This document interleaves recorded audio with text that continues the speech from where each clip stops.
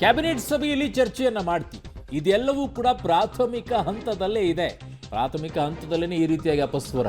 ಇನ್ನು ಮುಂದೇನು ಚರ್ಚೆ ಆಗದೆ ಏನೂ ನಿರ್ಣಯ ಆಗಲ್ಲ ಅಂತಿದ್ದಾರೆ. ಯಾವ ಕಾರಣಕ್ಕೆ ವಿರೋಧಿಸಿದ್ದಾರೋ ಗೊತ್ತಿಲ್ಲ ಅಂದ್ರೆ ಹೀಗೆ ಸರ್, ಅಲ್ಲಿ ಹೇಳ್ತಾ ಇರುತ್ತಾನೆ. ಸ್ವಪಕ್ಷೀಯರ ಆಕ್ಷೇಪಕ್ಕೆ ಎಂ ಬಿ ಪಾಟೀಲ್ ಅವರು ಪ್ರತಿಕ್ರಿಯೆಯನ್ನ ಕೊಟ್ಟಿದ್ದಾರೆ.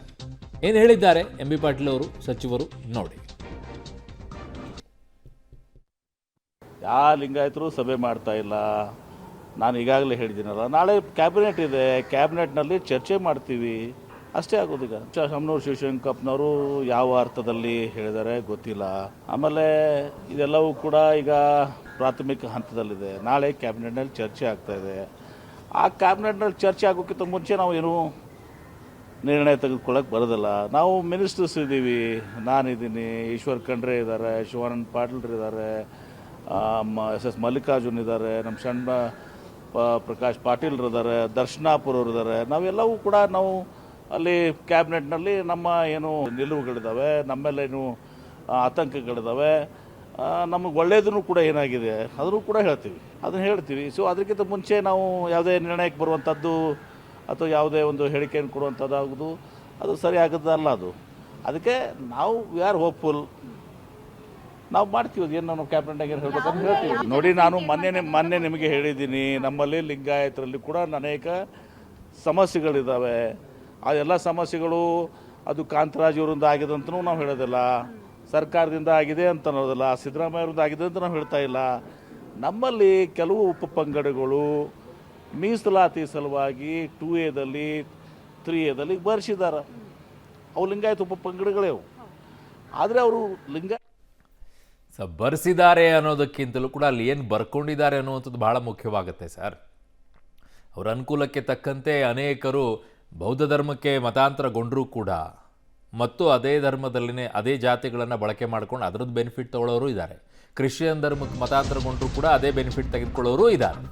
ಸರಿ ಆಗಬೇಕಲ್ಲ ಅದೆಲ್ಲ. ಜಾತಿ ಗಣತಿ ಮಾಡದೆ ಸಿಎಂ 165 ಕೋಟಿ ಗುಳುಂ ಮಾಡಿದ್ದಾರೆ.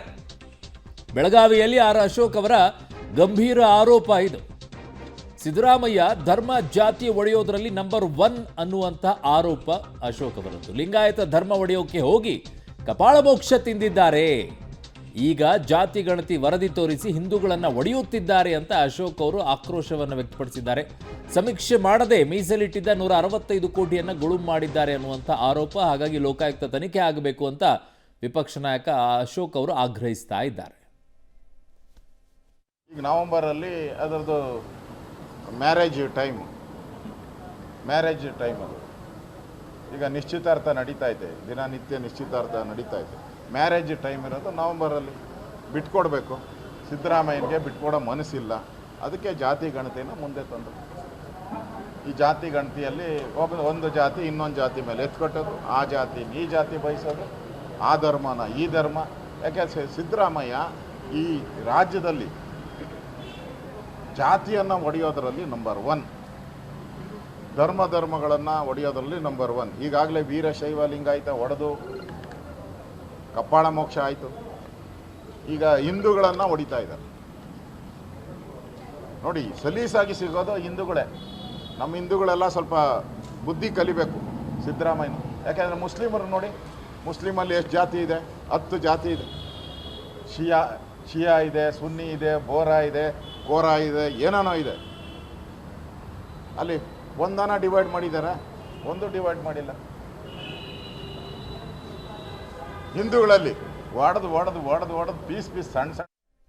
ಬಟ್ ಆ್ಯಕ್ಚುಲಿ ಅದು ಪಾಯಿಂಟ್ ಕರೆಕ್ಟ್ ಅದು. ಯಾಕೆ ಅಂತಂದರೆ ಹಿಂದೂ ಧರ್ಮದಲ್ಲಿರುವಂಥ ಜಾತಿಗಳನ್ನು, ಅದರಲ್ಲಿರುವಂಥ ಒಳಜಾತಿಗಳನ್ನೆಲ್ಲ ಗುರುತಿಸಿ ಅದರಲ್ಲೂ ಕೂಡ ಈಗ ಹೇಳ್ತಾ ಇದ್ರಲ್ಲ, ಯಾರು ಮಾದಾರ್ ಚೆನ್ನೈ ಸ್ವಾಮೀಜಿಯವರು 101 ಇದ್ದಿದ್ದನ್ನು 180, 190 ಮಾಡಿಟ್ಟಿದ್ದಾರೆ ಅಂತೇಳಿ. ಅದು ಹೆಂಗೆ ಮಾಡಿದ್ರು ಗೊತ್ತಿಲ್ಲ. ಆದರೆ ಮುಸ್ಲಿಮರಲ್ಲಿರುವಂಥ ಶಿಯಾ ಸುನ್ನಿಯಲ್ಲೇ ಡಿವೈಡ್ ಮಾಡಿ ಅಲ್ಲಿರುವಂಥ ಜಾತಿಗಳನ್ನು ಯಾಕೆ ತೋರ್ಸೋಕ್ಕಾಗಿಲ್ಲ ಇವರಿಗೆ?